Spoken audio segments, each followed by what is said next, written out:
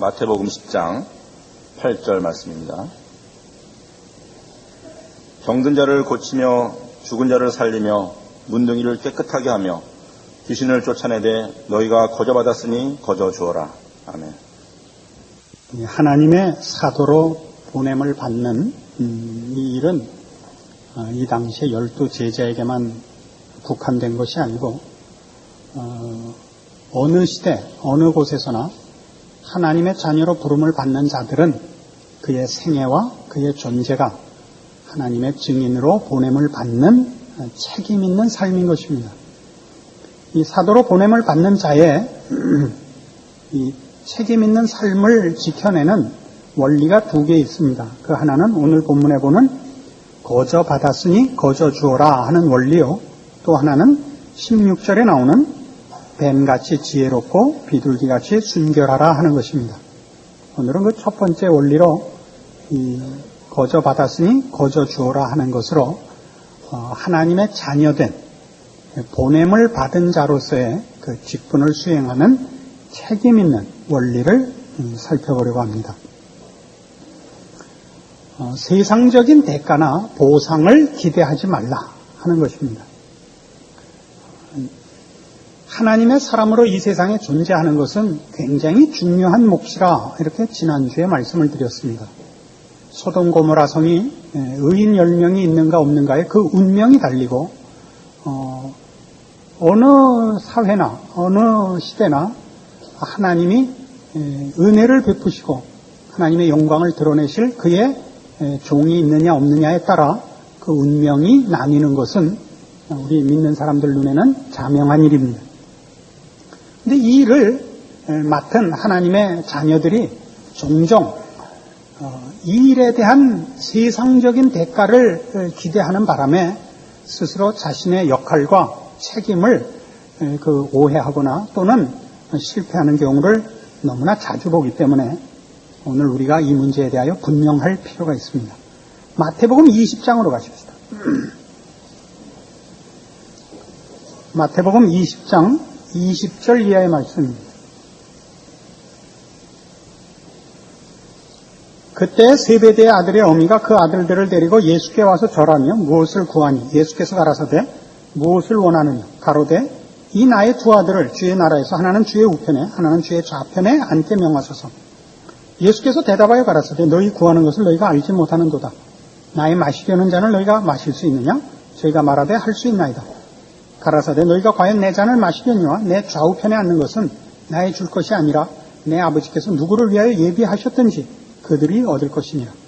10 제자가 듣고 그 2 형제에 대하여 분이 여기거늘 예수께서 제자들을 불러다가 가라사대 이방인의 집권자들이 저희를 임의로 주관하고 그 대인들이 저희에게 권세를 부리는 줄을 너희가 알거니와 너희 중에는 그렇지 아니하니 너희 중에 누구든지 크고자 하는 자는 너희를 섬기는 자가 되고 너희 중에 누구든지 으뜸이 되고자 하는 자는 너희 종이 되어야 하리라. 인자가 온 것은 섬김을 받으려 함이 아니라 도리어 섬기려 하고 자기 목숨을 많은 사람의 대속물로 주려 함이니라.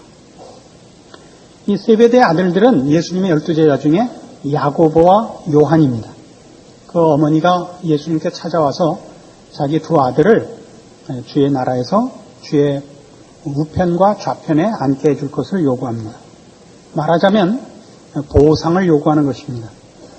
주님을 따르고 주님을 위하여 헌신한 모든 것에 대한 보상이 주의 보좌 우편과 좌편에 앉는 것으로 기대되고 있는 것입니다.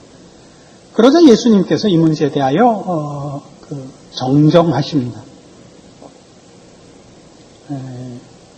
우리가 천국을 간다든가 천국에 가서 무슨 상을 받는다든가 하는 것들은 다 우리가 한 일에 대한 보상이라는 개념이 아니고 신자된 자 혹은 하나님의 종된 자의 보상은 그 하는 일과 존재의 가치 자체에서 나타난다 이렇게 가르치십니다. 예수님께서 이 땅에 오셔서 하신 일들을 보면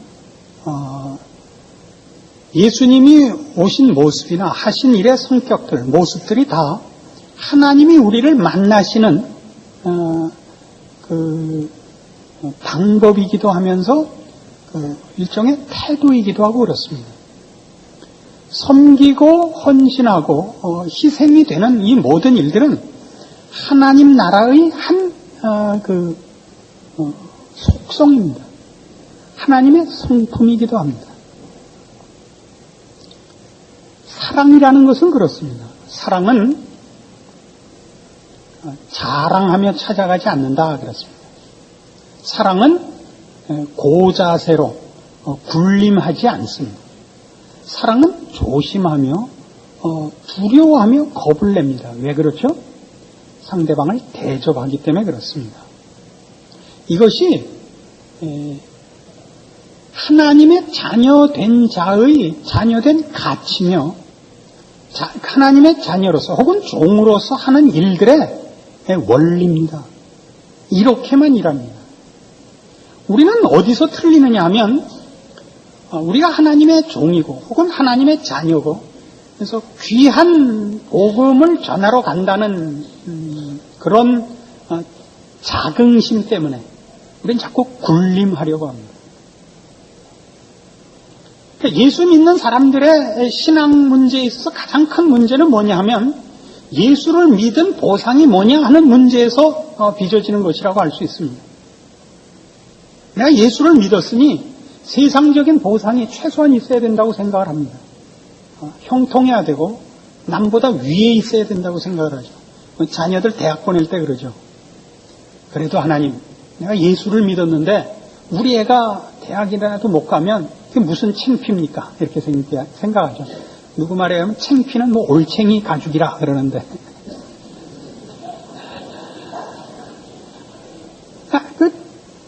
예수를 믿었으니까 최소한의 자존심이 채워져야 된다고 생각하고 그것이 예수 믿은 보상이라고 생각을 한단 말이죠. 그런데 성경은 그렇게 가르치지 않아요. 예수님은 정말 낮게 오셨어요. 말구유에 오시고 천한 사람들과 함께 있어서 아무도 그를 귀히 여기지 않았다. 그렇게 기록되어 있습니다. 시편 기록에 의하면 나는 벌레요 사람이 아니라 사람들이 나를 보고 머리를 흔들었다. 그렇게 기록되어 있습니다. 예수님은 대단히 낮은 대접을 받았습니다. 그러나 그것은 하나님이 우리를 찾아오시는 사랑과 그 진심 때문에 그러신 것이지 하나님의 능력이나 예수님의 권세에 무슨 부족함이 있어서 그러신 것은 아닙니다. 그렇게 하심으로써 하나님은 우리의 운명을 바꿔놓으시며 우리를 복되게 하시며 우리를 사랑하신 그 사랑을 결과시키십니다. 우리는 종종 이 문제를 일반적인 욕으로는 안 하더라도 종교적인 욕심에서는 또 하곤 합니다. 저와 같이 그 신학 공부를 한 그 동료 중에 한 분은 박근혜를 달라고 기도한 동료가 있었어요. 왜냐하면 그 아주 순수한 동기예요. 이 나라를 복음화시키기 위해서. 그때 박통 시절이니까요. 박근혜를 아내로 달라 그랬어요. 뭐 여태껏 혼자 살죠, 박근혜 씨. 이 친구도 어떻게 됐나 모르겠어요. 아직도 혼자 사는지, 아직도 기도하고 있는지. 그러니까 이런 거는 우리로서는 발상이 우스워 보이지만 여러분, 우리 보통 일반적인 생각 속에 이게 다 있어요. 여러분들이 잘 되기를 원하는 것 속에는 내가 잘 돼야 하나님께 영광이고 내가 이 지위에 가야 복음을 전하는데 더 유리하다는 발상이 있다고요. 그리고 그렇게 되지 않으면 여러분 실망하고 그래서 여러분이 별 볼 일 없는 사람이라는 것 때문에 남보다도 두드러지는 것을 소유하고 있지 못하다는 것 때문에 여러분은 신앙에 대한 기대가 없다고요. 그저 마지못해 믿는 사람이 된 거죠. 죽어서 보니까 정말 천국이 있으면 어떡해요. 그러니까 하여튼 믿어나 보는 거죠. 그죠? 보험같이. 그리고 뭐 아니면 올 수 없는 거고 기면 또 큰일이니까. 그러나 그 이상의 기대는 없는 거예요. 거기에 대해서 뭐 신앙적으로 살라 그러면 금방 뭘로 반발을 하느냐면 지금 그것. 아니 이 꼴 가지고 뭘 한단 말이에요. 이게 여러분이 가지는 반발들이란 말이죠. 그 배후에 있는 건 뭐냐면 신앙인이 된 보상이 무엇이냐에 대한 오해가 있단 말이에요. 우리는 섬기는 자요. 우리는 희생하면서까지 하나님의 사람으로 존재하며 그것이 우리의 책임이요, 우리 된 값이라는 것을 놓친 것이란 말이죠. 빌립보서 1장에 가면요, 사도 바울의 이런 살아있는 증언이 있습니다. 신약성경 318페이지입니다. 빌립보서 1장 12절입니다. 형제들아, 나의 당한 일이 도리어 복음의 진보가 된 줄을 너희가 알기를 원하노라. 이러므로 나의 매임이 그리스도 안에서 온 시위대 안과 기타 모든 사람에게 나타났으니 형제 중 다수가 나의 매임을 인하여 주 안에서 신뢰함으로 겁없이 하나님의 말씀을 더욱 담대히 말하게 되었느니라. 어떤 이들은 투기와 분쟁으로, 어떤 이들은 착한 뜻으로 그리스도를 전파하나니 이들은 내가 복음을 변명하기 위하여 세우심을 받은 줄 알고 사랑으로 하나, 저들은 나의 매임에 괴로움을 더하게 할 줄로 생각하여 순전치 못하게 다툼으로 그리스도를 전파하느니라. 그러면 무엇이뇨? 외모로 하나 참으로 하나 무슨 방도로 하든지 전파되는 것은 그리스도니 이로써 내가 기뻐하고 또한 기뻐하리라. 바울은 지금 옥에 갇혀 있습니다. 그런데 바울 시대에 바울의 사역에 대해서 찬성하고 그를 추종하는 자만 있었던 것이 아니라 뜻밖의 바울을 시기하는 무리들이 있었다고 합니다. 그래서 바울이 감옥에 갇히자 그 시기했던 반대파에서 바울이 진정한 하나님의 종이 아니라 하나님의 종이라면 하나님이 왜 감옥에 가두셨겠는가 라고 이제 그 공격을 하고 바울을 괴롭게 하기 위해서, 바울이 가짜라라는 걸 증명하기 위해서 열심을 내서 복음을 전하는 그런 반대파가 있었답니다. 그래서 여기 기록한 대로 하면 15절, 어떤 이들은 투기와 분쟁으로 했다 이거예요. 17절, 저들은 나의 매임에 괴로움을 더하게 할 줄로 생각하여 순전치 못하게 다툼으로 그리스도를 전파했대요. 바울을 속상하게 하려고. 그러자 바울을 편들었던 사람들은 크게 속이 상해서 바울은 진정한 하나님의 종이라, 그리고 바울을 반대하는 사람들에게 지지 않으려고 또 여기 있는 식으로 하면 15절 하반절에 어떤 이들은 착한 뜻으로 그리스도를 전파했는데 그들은 16절, 이들은 내가 복음을 변명하기 위하여 세우심을 받은 줄 알고 사랑으로 바울을 편들어서 또 열심을 냈단 말이에요. 그러니까 우리가 바울 입장에 있다면 억울하죠. 바울이 정말 하나님을 위하여 일을 했고 진정한 하나님의 사도인데 그 사도권의 오해를 받는다면 그 억울하지 않겠어요? 바울의 이 판정은 뭐예요? 내가 오해를 받느냐, 내가 그 평가를 정당하게 받느냐 하는 것은 문제가 아니다. 전파되는 것은 그리스도니 이를 인하여 내가 기뻐하리라 이거예요. 이게 보상을 기대하지 않는 정당한 참다운 하나님의 사람으로의 자세요, 제대로 그 원리를 이해한 태도인 것입니다. 우리는 우리가 하는 일에 하나님이 증명되는 것보다 우리가 증명되는 것이 언제나 우선입니다. 그거 해서 안 되면 우리가 손해보고 하나님의 일을 하는 경우는 참으로 드물죠. 손해를 혹 보는 일이 있으면 손해를 보는 것이 증명이 되어야 손해를 보죠. 그땐 손해가 아니죠. 손해를 봤다는 것이 훈장이 되기 때문에 손해를 보죠. 이건 아닙니다. 이게 바로 성경이 우리에게 가르치고자 하는 내용들입니다. 여러분이 서 있고 여러분이 존재하고 행동해서 하나님이 영광 받는 일에 여러분이 동시에 이름이 올라가야만 이 일을 하겠다라는 생각을 버리시면 여러분은 지금 얼마나 많이 하나님의 일을 할 거리가 있는지 모릅니다. 여러분은 참으로 귀한 존재입니다. 근데 여러분이 다 그 신앙적인 일에 열심을 내지 않는 것은 여러분이 하나님 일에 열심을 낸 데 대하여 여러분 개인에 대한 보상이 돌아오지 않기 때문이라니까요. 이것이 우리를 이렇게 입 다물고 눈 감고 귀 막고 살게 하는 것입니다. 그래서 마지못해 주일날 하러 나오고 마는 거예요. 여러분이 얼마나 값진 존재인가 하는 데 대해서 여러분이 모르시는데 이런 일들이 아까도 마태복음 20장을 근거로 해서 말씀드린 바와 같이 하나님이 한 영혼을 찾아가실 때 사랑과 섬김으로 찾아가시는 이유 때문에 그렇다는 걸 깊이 이해하셔야 됩니다. 고린도전서 4장에 가보십시다.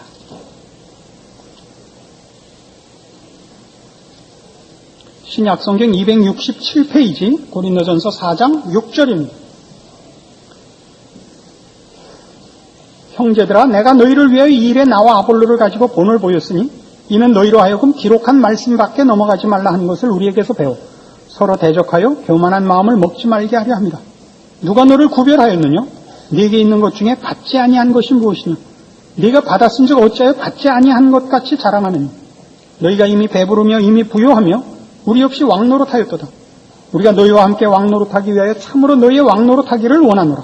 내가 생각한데 하나님이 사도인 우리를 죽이기로 작정한 자같이 미말에 두셨으며 우리는 세계 곧 천사와 사람에게 구경거리가 되었노라. 우리는 그리스도의 연고로 미련하되 너희는 그리스도 안에서 지혜롭고 우리는 약하되 너희는 강하고 너희는 존귀하되 우리는 비천하여 바로 이 시간까지 우리가 줄이고 목마르며 헐벗고 매맞으며 정처가 없고 또 수고하여 신이 손으로 일을 하며 후욕을 당한 즉 축복하고 핍박을 당한 즉 참고 비방을 당한 즉 권면하니 우리가 지금까지 세상의 더러운 것과 만물의 지키같이 되었도다. 이 고린도 교회는 상당히 그 신앙상의 근본적인 그 오해가 있었던 그 교회입니다. 어떤 문제에 그 잘못이 있었느냐 하면 저들이 예수를 믿게 된 것은 하나님이 은혜로 구원을 베푼 것이라 라는 이 문제를 오해하고 저들이 똑똑해서 이 도를 깨우쳤다라고 생각하고 있습니다. 저들이 예수를 믿는 것은 저들이 고급한 족속이기 때문이고 또 하나님께서도 저들이 다른 그 존재들보다 우월하기 때문에 자기들에게만 이 복음을 전하여 줬다 이렇게 믿고 있습니다. 그래서 예수를 믿는다는 것이 본인들이 다른 사람들과 다른 그 우월한 존재라는 한 증거로 이해되고 있었습니다. 그래서 이제 사도 바울이 저들을 이 문제에 대하여 꾸중하고 그렇지 않다는 것을 설명하는 중에 너희들이 나한테 들었는데 나로 인하여 복음을 전달받았는데 내가 못났다라는 얘기를 합니다. 그 못났다는 것을 어떤 식으로 하느냐면 하나님이 그의 쓰시는 종들을 어떻게 낮춰 쓰는가를 봐라. 높이 쓰지 않고 낮춰 쓰는가를 봐라 하면서 이 설명을 하는 거예요. 대표적인 게 9절 내가 생각건대 하나님이 사도인 우리를 죽이기로 작정한 자같이 네 말에 두셨으며 우리는 세계 곧 천사와 사람에게 구경거리가 되었다는 대목입니다. 이건 당시의 시대상을 알아야 되는 부분입니다. 당시는 로마가 전 세계를 제패하고 있는 시대고 로마는 그 필요에 의해서 계속 그 이웃 나라들을 정복하는 때입니다. 그 다른 나라를 정복하면 이제 그 정복한 군대가 돌아와서 개선 행진을 하죠. 그 행진을 할 때 그 정복한 그 싸움을 싸운 그 참가한 군대와 함께 뒤에 전리품이 쫓아옵니다. 그 전리품 속에는 거기서 뺏어온 보물들과 함께 뒤에 적군 포로가 있는 겁니다. 그 포로들은 싸운 적군의 장수들과 왕족들이 있는 거예요. 여기 있는 표현대로 하면 9절 내가 생각건대 하나님이 사도인 우리를 죽이기로 작정한 자같이 미말에 두셨다. 이 미말은 그 개선 행진의 맨 끝에 있다 이런 뜻이고 죽이기로 작정한 자들이죠. 포로니까 적군 포로니까 노예로 팔리거나 무슨 본보기로 사형을 당하거나 할 것입니다. 그러니까 하나님이 사도들을 어떻게 쓰냐면 이런 대접을 받게 쓴다니까요. 예수님이 오셔서도 그렇게 살으신 것 같이 하나님이 그의 종들을 그의 자녀들을 죽이기로 작정한 자같이 미말해 두세요. 적국의 포로가 된 꼴같이 쓴다고요. 그래서 뒤에 뭐라고 되어 있어요? 우리는 세계 곧 천사와 사람에게 구경거리가 되었느라. 그죠? 구경거리요. 그 13절에 있는 것 같이 세상의 더러운 것과 만물의 찢기같이 되었다 이거예요. 왜 이렇게 하신다고요? 하나님이 한 영혼을 얻을 때 굴복시키지 않아요. 힘으로 부시고 들어가고 그 쳐서 복종시키는 것이 아니라 대접을 하고 찾아간단 말이죠. 겸손하고 낮춰서 두렵고 떨림으로 조심스럽게 찾아가. 왜요? 사랑하기 때문에. 사랑으로 대접하기 때문이죠. 여러분, 우리나라를 움직이는 모든 지도층이 전부 믿는 사람들이면 더 예수 믿게 하는데 유효할 것 같습니까? 또 효율이 있을 것 같습니까? 그렇지 않습니다. 왜냐하면 그것은 구원이라는 게 뭔지, 하나님의 자녀로 부름을 받는다는 게 뭔지에 대해서 그건 모르는 것입니다. 힘으로 가서 격파하는 싸움이 아닙니다. 그게 마음을 녹여야 되는 것이요. 그런 일에 여러분은 각각 다 최고의 그 조건 속에 있는 것입니다. 여러분들이 잘 되고 더 크고 더 우월한 차원에서 잘난 척한 해서는 한 영혼을, 한 마음을 사로잡을 수가 없다는 것을 아셔야 됩니다. 하나님이 우리를 하나님의 자녀로 만드실 때도 그렇게 하셨습니다. 우리와 방불한 자, 어떤 때 우리보다 못한 자를 통해서 우리를 항복시킨 것 같이, 그래서 우리가 항복할 수밖에 없었던 것 같이, 우리가 한 영혼을 찾아갈 때 하나님은 이 온 우주 만물을 만드시고 이 역사를 주관하시며 창조주 되시고 심판자 되시는 그분이 이렇게 한 영혼을 대등한 입장에서 조심스럽게 두드리고 조심스럽게 찾아 들어가신다는 사실을 이해하셔야 됩니다. 섬기러 오십니다. 사랑하러 오시는 것입니다. 여기에 하나님의 모든 능력과 열심과 진심과 노력이 들어있습니다. 모든 것을 이렇게 해서 찾아오십니다. 이게 힘으로 찾아오시지 않았다는 것 때문에 거부한다면 그것은 못난 것입니다. 그것은 인간의 자격이 없는 것입니다. 힘으로 밖에는 항복을 못하는 것은 짐승의 세계가 그런 것입니다. 하나님이 힘으로 찾아오시지 않고 나에게 힘을 맡기지 않았다는 것 때문에 나는 예수 믿는 것 재미없어 라고 한다면 여러분은 하나님이 누구신지, 하나님이 여러분을 무엇으로 만들었는지 이해를 못하고 있는 겁니다. 여러분은 기계고 짐승에 불과한 것입니다.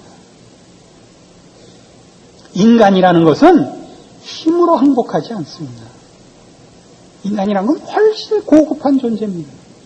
전인격을 동원한 항복이 있어야 되는 것입니다. 하나님은 그렇게 우리를 찾아오시고 그렇게 그 아들을 보내셨고 그렇게 우리를 쓰시고자 합니다. 이 일에 여러분들의 이해가 부족한 것을 여러분은 기독교 신앙 전체에 대한 실망과 외면으로 결과시키고 있다는 것을 여러분 스스로에 대해서 뉘우치셔야 됩니다. 하나님이 여러분을 지금 여러분이 만족하지 못하는 그 꼬라지로 부르고 계십니다. 그것이 최선의 조건이라는 겁니다. 예수님께서 십자가에 못 박혀 죽으신 것이 싫었던 적이 있죠. 예수님이 훨씬 힘을 가지고 이 세상을 군림하셨으면 더욱 큰 효과가 있었을 거라 이렇게 얘기하는 신자들이 있습니다. 그렇습니까? 그럼 그냥 예수님은 알렉산더나 나폴레옹이나 징기스칸이나 그랬겠죠. 그러나 나폴레옹이나 알렉산더나 징기스칸은 항복스러운 대상이 아닙니다. 파괴하는 힘을 가졌었지 그들이 인간을 항복시킬 힘을 갖고 있지 않았습니다. 그들은 기껏해야 자기 나라의 유익을 갖다 줬겠죠. 알렉산더로 인하여 피해를 본 사람이 얼마나 많으며 나폴레옹으로 인해서 피해본 사람이 얼마나 많은지 모릅니다. 오늘날까지도 전 인류가 피해를 보고 있죠. 왜요? 나폴레옹이 왼수 때문에 프랑스 사람들 콧대가 높아져갖고 이 쌍놈 새끼들은 지 나라 사람 아닌 건 사람 취급을 하네요. 나폴레옹이 한 값이 뭐가 있냐 말이에요. 예수 그리스도께서 십자가에 달려 죽으심으로써 어느 민족, 어느 사람에게 우월감을 줬어요? 준 것 없습니다. 모두를 십자가 앞에 평등하게 하며 그 앞에 무릎 꿇리게 하며 모두를 향하여 마음을 열게 하셨습니다. 여러분들이 신자로서 힘을 내지 않고 기대를 걸지 않고 열심을 내지 않는 이유가 뭐라고요? 여러분의 알량한 자존심입니다. 기독교 신앙이 아닙니다. 남보다 더 높게 해달라고요? 더 힘을 가지고 더 높은 지위와 더 높은 능력을 달라고요? 그럼 뭐 하려고요? 잘난 척할 거잖아요. 모두의 마음 문을 닫을 것입니다. 여러분은 쓸모가 없어집니다. 모두가 돌아서서 욕하는 사람이 됩니다. 그래 너 잘났다. 잘 먹고 잘 살아라. 이렇게밖에 안 됩니다. 인간이라는 건 그렇게 간단한 존재가 아닙니다.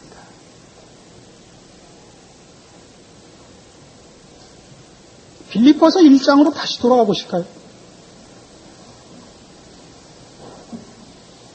20절 이하의 말씀을 보죠, 이번에. 빌립보서 1장 20절입니다. 나의 간절한 기대와 소망을 따라 아무 일에든지 부끄럽지 아니하고 오직 전과 같이 이제도 온전히 담대하여 살든지 죽든지 내 몸에서 그리스도가 존귀히 되게 하려 하나니 이는 내게 사는 것이 그리스도니 죽는 것도 유익함이니라.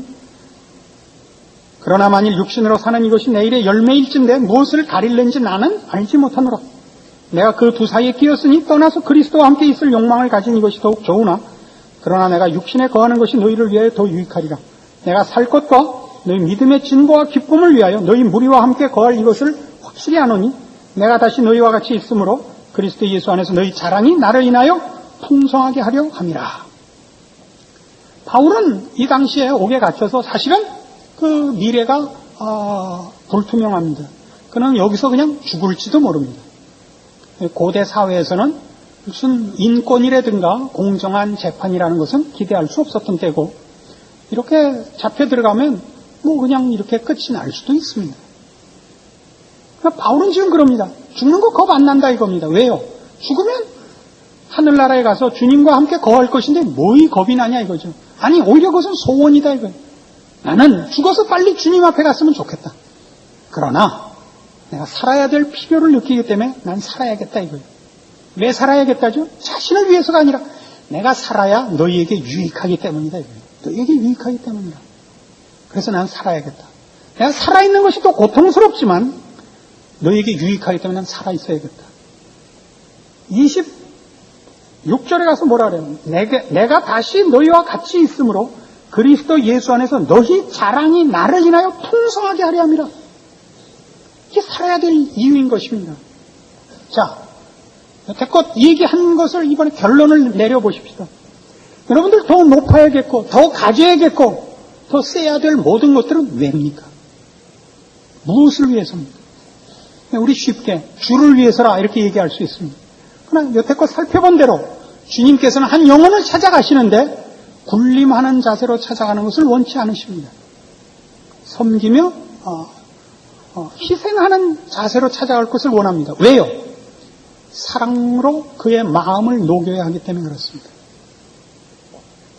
그러나 우리는 이 일의 효율성이라는 명분으로 내가 높고 더 가지고 더 유능해야 주님 앞에 쓸모가 있다고 우기고 있는 것입니다. 생각해 보십시오. 우리가 가지는 모든 것은 하나님을 위해서가 아니라 자신의 이름을 위해서입니다. 하나님이 필요로 하는 건 십자가입니다. 우리의 낮아짐입니다. 하나님을 위하고 복음을 위한다는 명분으로 우리가 요구하는 높아짐과 유능함은 다 여러분의 자존심을 위해서지 찾아가야 할 상대방을 위해서는 아닙니다. 우리 중에 누가 똑똑한 사람이 있어가지고 이익 본 적이 있습니까? 똑똑한 왼수 때문에 밤낮 손해만 봤죠. 똑똑해서 자기 똑똑한 거 증명하기 위해서 옆에 있는 똑똑지 못한 사람을 놀렸지. 똑똑해서 옆에 있는 똑똑지 못한 사람을 가려주는 사람을 만나봤습니까? 진정한 똑똑함은 이겁니다. 덮어줘야죠. 가려줘야죠. 찜을 나눠야죠. 여러분에게 필요한 것은 똑똑한 것도 아니요, 유능한 것도 아니요, 더 큰 힘도 아닙니다. 여러분 마음속에 그리스도 예수를 보내신 하나님의 마음을 품으셔야 됩니다. 사랑하기로 하면 하나님이 찾아가라 명하는 심령에 대하여 여러분이 기꺼이 헌신할 마음이 있으면 여러분 지금 가지신 어떤 조건도 부족할 것이 없습니다. 여러분은 그 일을 재면서하고 싶으신 겁니다. 그래서 이렇게 아무것도 못하는 신자인지 아닌지 모르는 자가 됐습니다. 그리고 기대를 안 하는 신자가 됐습니다. 그저 바람 부는 대로, 물결 치는 대로 사는, 뭐 써야 될 때 종교란에 기독교라고 쓸까? 없다고 쓸까? 망설이는 자가 되고 만 것입니다. 하나님께서 여러분을 여러 생산품 중에 하나로 만들어내시지 않았습니다. 다 지명하여 부르고 그 이름을 기억하시며 여러분을 눈동자같이 지키시며 그 머리카락을 세우고 계십니다. 여러분이 해야 할 일은 진정한 하나님의 사람의 본분과 자세로 돌아오는 것입니다. 여러분은 모든 것을 갖고 있습니다. 여러분의 소원이 세상적인 것이기 때문에 그것이 무슨 값인지 모르고 있는 것입니다. 쓸데없는 것을 요구하지 마시고 하나님의 자녀로서 여러분의 충성과 순종과 깨우침과 진정한 헌신이 있기를 바랍니다. 기도하십시다. 하나님 아버지 은혜를 감사합니다. 하나님께서 이미 우리에게 충분히 주신 것, 우리 하나님을 아버지라 부르고 우리 주 예수 그리스도의 이름으로 기도할 수 있는 것으로 우리가 못할 것이 없습니다. 필요한 것은 우리 마음에 진정한 사랑을 가지며 예수 그리스도를 보내신 하나님의 긍휼과 자비에 동참하는 그 마음입니다. 우리는 자기를 증명하기 위하여 신앙이라는 이름으로 잘난 척을 하고 싶은 것을 우리 회개합니다. 돌이키고 정당한 신자의 자리에 들어와 충성하는 하나님의 사람 되게 하시사 우리의 삶과 인생이 하나님 앞에 쓰임받고 기적으로 연결되는 줄 매일 경험케 하시옵소서. 예수님 이름으로 기도합니다. 아멘. 지금은 우리 주 예수 그리스도의 은혜와 하나님 아버지의 극진하신 사랑과 성령님의 교통하심, 주의 자녀된 이 책임 있는 인생을 섬기며 유익을 구하며 사랑하며 희생하고 살기로 약속하고 돌아가는 심령들 위해 영원토록 함께 있을지어다. 아멘.